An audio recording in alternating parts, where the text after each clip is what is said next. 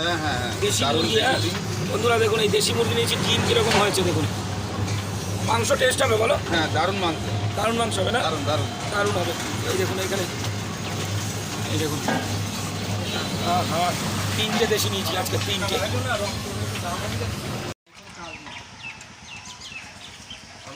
দেশি মুরগির কোয়ালিটি হবে আলাদা, পা হবে সবসময় সরু।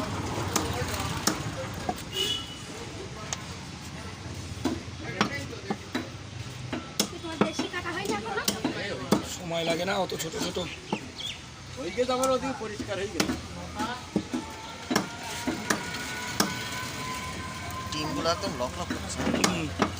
আর 2-4 দিন পরেই বেরোতো। তাই তো দেখছি।